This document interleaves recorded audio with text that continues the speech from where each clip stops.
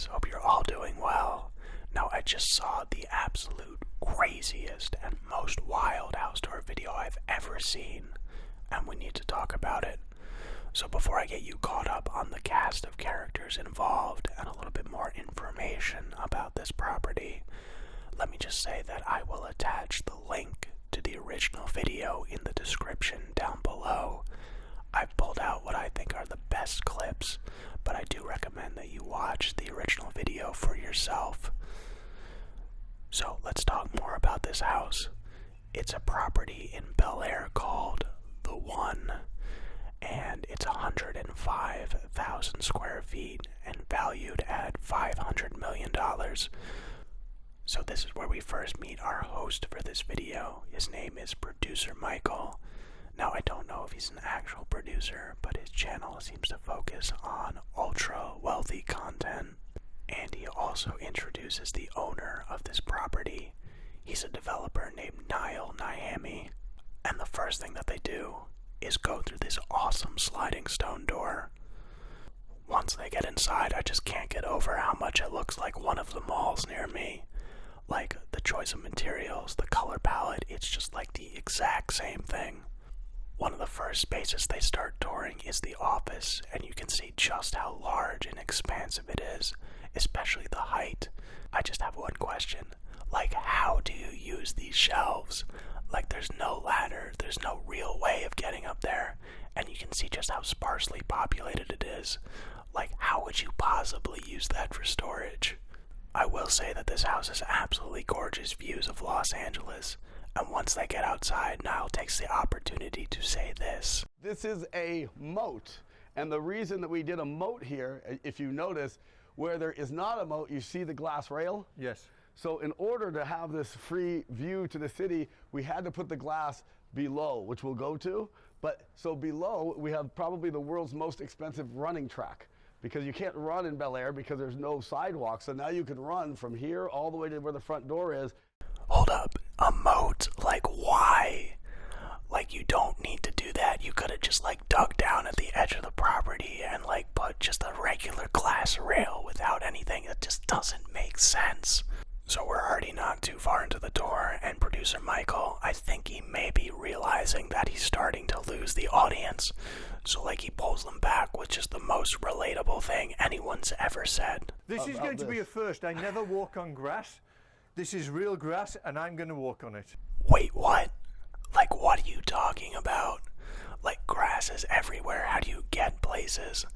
Like, I have so many different questions for him, but just, I feel like we wouldn't get any satisfying answers, so let's just move on. Then Niall goes over to the statue, and I can't even begin to understand his logic, so I'll let him just speak for himself. This artist was nice enough to make this for us, and because they wanted to be involved in the one, but it's turned into something so much more, because my ex-wife, I'm just getting divorced, unfortunately. It was a whirlwind relationship. I met her during COVID, and it didn't work out, but maybe it will still at the end. I don't know. That's such a random thing to bring up, and I hate to make this joke because it's such a low-hanging fruit, but maybe she moved in and found out that she wasn't the one. But, like, that is crazy. This guy moves quick, so good for him to put himself out there. It's unfortunate when these things don't work out. This is a charity that we have called Wings of Angels, and this is going to help children in third world countries through the arts, because she is a well-known actress and singer in Argentina, and she came from a very tough life in Cordoba, and she wants to be part of the solution of changing the world. And one of the ways we're going to do this here is through this charity, Wings of Angels, and it's going to build housing and schools for third world country children to learn through acting and through singing. That's remarkable. That's remarkable. Here's just another place where the logic just does not make sense. Like, it's an amazing thing that he wants to help children in third world countries. I think that is amazing and a great pursuit. But, like, I just don't understand how this sculpture is going to do that. Like, I am all for the arts. I think that it's something, like, undervalued. But just, like, why not start by getting them set up with, like, food and shelter? Don't you worry, guys, the next thing is even more insane. This is an elevator, I'm assuming. Elevators, I think there's 6 elevators. Six elevators. You know, I'm a big developer. I have built a lot of houses, no houses like this, but I've learned over time that we really need to start sustaining and trying to do things where we don't just waste. Hello, is this the Irony Police? Yes, I have something I'd like to report. So this is one thing that we found. All of my flowers are artificial, but you could never tell. Oh my god, Niall, I'm so glad that you said that. Here I was starting to think that this 105,000 square foot house was wasteful, but like the artificial flowers just totally makes up for it. Okay, we're into the dining room now, something that I can relate to. But this is the wine cellar for the Jeroboams or bigger. So these are all for the large format wines. Oh wait, there's a wine cellar. I don't even know what a large format wine is. These are the best lights I've ever seen. Well, ever. and you know, when we had these lights delivered, these were on a semi truck, and they are so big. But when they come in here, you don't notice. I can see what he likes about these lights. Personally, they're not my style. But overall, I'm just glad we're not being wasteful by trucking them in on semis. So we have another art piece. All of these are made overseas with our designs. This one goes all 3 levels from the top all the way down to the bottom, and it's free floating chains. Now here's something that I legitimately wonder about. Like all of these art pieces that are purpose-built for specific houses. Like if he were to move out, like would he ever consider taking that with him? Or would he just be like, I spent so much money and I'm just gonna leave it there? This is really cool. This is the smoking room, the cigar room, and I did special ventilation here. I don't smoke cigars, but Look at this has all vintage Playboys. Here's a classic sign of a house being too big. When you have rooms in it that you're never going to use and don't need. Here's where we get to a very interesting question that one of the cameramen poses to Niall about the house in general. Niall, how does it feel to sit here now that it's almost complete? Honestly, Yeah. exhausting. So by now I know exactly what you're thinking, so let me answer that question for you. Yes, they do wear sunglasses the entire time, both inside and outside. It just does not matter. That's how you know they're cool. So I'm going to make you laugh. Tell me. I built my house, which is about 7,500 square feet, and I was exhausted at the end of that. That's one room here. Yeah, that's. Just your average rich guy talk. This is one of the many, many, many kitchens, but we have a main kitchen at the lower level, So like this a is restaurant. not the main kitchen. No, this is probably no one will ever use. Niall, what do you mean? I thought you didn't want this house to be wasteful. It's almost like you were talking out of your butt or something. But it does have very cool things. Like it has a top brewer here, and this is really cool because I don't know if you have like a Miele coffee machine in your house. Coffee machine, right? No, but this is the coffee machine of all coffee machines. This is the setup here, so it holds the milk and keeps it cold, so you don't have to fill the milk up like in the Miele's, and then it grinds it fresh. So this does everything. You don't have to descale, you don't have to do anything. You just touch on your phone, cappuccino, and other than having a cup come up, it does it all. I do actually drink a lot of coffee, so that would be pretty dope to have in my house. Guess where we saw one of these, Michael? In your other house. Oh yeah. In your tiny little 18,000 foot house that was 65 million bucks. Which one was that? Which did you go to? It's insane when you have to be like, what $65 million house are you talking about? Like, could you please be more specific? We're finally at the running track, and you can see right away that this guy never uses it. Like, his form is terrible, and from the feed on his mic, it sounds like he's out of breath immediately.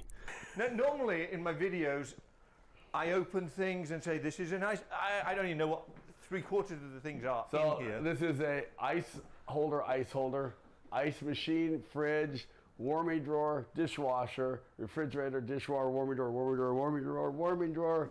This is a cooktop with a rotisserie. We got a hot wok over there. That's the grill. The amount of appliances that this guy has packed into this outdoor kitchen is giving me an aneurysm. Like, why do you need multiple dishwashers, multiple sinks, multiple ice makers, multiple warming drawers? Like, here I was thinking that we weren't trying to be wasteful, but I guess I was just completely wrong. Now that we're on the side of the house, we can see the pool that's part of the master bedroom suite, which honestly I think is so cool, and I am totally into this idea. Entrance from the street Right. to the nightclub. So And you if you come want up to have here. an event only not in your house, you could have valet from the street. They'll come up here, and then I'll show you the nightclub. Wait, a full-on nightclub in your house? Okay, this is another idea I can get behind. And the fact that there's a separate entrance off the street. I mean, honestly, this is probably the most thought out part of this house. So you come in, here is a coat check here. Oh my gosh. So this is the fire seating area with 2 fire pits. So here's one of the I recognize the color blue. This is in your Yeah. other house, the same color. It's here's gorgeous. one of the most technology forward televisions with you can see there's no bezel on it. It's just one piece, and you can make it any size you want. We have not only a dry fire seating area, but a wet fire seating area. So 2 of these pods have fire pits in them. You have the fire on this one and the fire on the far one, and you can hang out here. So like the nightclub is completely over the top. There's no doubt about that. But like from the fire seating to the water seating to like the furniture of it, like a full-on dance floor and a bar. I mean, honestly, that is like so cool. I am like 100% behind this. Here's another example where just logic completely just goes right out the window. I have no idea what this guy is trying to get at, so I'll just let you guys listen to what he says. I try to do everything to turn everything around. Like, I know, and unfortunately in LA, I know a lot of the dudes are scumbags here, and I'm going to change that. I'm going to turn all the dudes into good people. How are you going to do that? One of the things I'm going to do is I'm going to set them on their feet. So check out what I did here. This is the toilets, and this is the sinks, and see these plates right here? That's for a monitor, right? These are the urinals, and I'm going to have cameras here looking at the guys. You're going to have cameras? Cameras looking at the guys putting the image in the girls' bathroom. Out of the box thinking. Like, I don't even know what this guy's doing. That's like such an invasion of privacy. Like, to give him the benefit of the doubt, maybe he's like, since guys are like such creeps here, like I'm gonna like out creep them. But that just like, you know what? I don't even know. I'll give him credit for that. I mean, that's out of the box thinking if I've ever heard it. Once they get outside again, producer Michael just drops this absolute gem. Like, I don't even know what he's thinking. But when I saw it for the first time, I almost knocked myself out from face bombing so hard. The good thing about this house is you could really have a long-lasting relationship in this house because it could be 3 years before you see your partner. Long distance relationship. No, long distance. You could have guests in the house and your partner would never know they were there. Right? I know this is just a small thing and there's much more substantial criticisms of this house, but like from a design standpoint, just don't put the mirror next to the toilet like that. Like, what are you doing? Nobody wants that. This is actually a very interesting part of the video because Niall sort of alludes to all the events that could be held at this house, and actually later on he even says that the events could be used to help the world, as he says. And producer Michael, to his credit, actually asks him about that more explicitly. Like, okay, I'm interested. Like, how are you actually going to help the world by this? And he just immediately buckles under the pressure. Like, he doesn't have an answer, like, at all. Like, it's just, he's given it no thought. And maybe he's serious about helping the world, maybe he isn't, but like, what is clear is he just does not have even the beginnings of like a plan on how to attack it. No further comment on that. That putting green is just straight up sick. End of story. I tried forever to get a helicopter pad here approved, and they wouldn't. But what I'm going to do is, right here, I'm going to get a gigantic helicopter with no motor. I'm going to gut the inside, and I'm going to make it the coolest vibe space you could ever have in your life, with shag carpet, with televisions that go around, with like, this is going to be my helicopter sleeping pad. So for like all of the wild and outlandish ideas that Niall has had so far, you're just bound to like run into a home run every once in a while, and this is definitely one of them. Like, from not being able to have a helicopter, then say, okay, I'm gonna put one in there just with no engine. And like, the funniest part about this is you just know someone's going to see it, and like, know that he's not zoned to send out an inspector to see what's going on with that.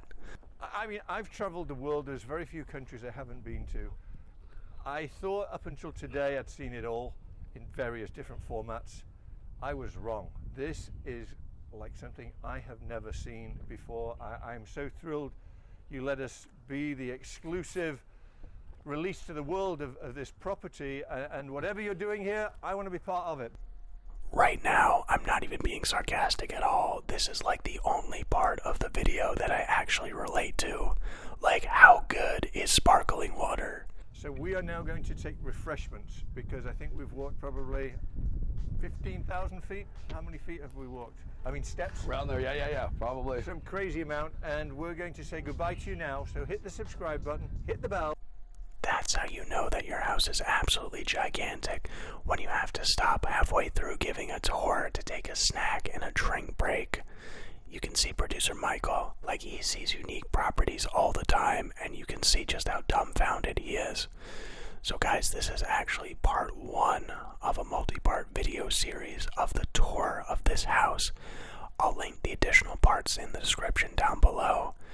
I am just like too mentally, spiritually, and like emotionally fatigued to make it through all this. So if you guys do want to check that out, I do recommend it. But I hope that you enjoyed the video. I wanted to try something a little bit different. But as always, I will see you again in another video very soon.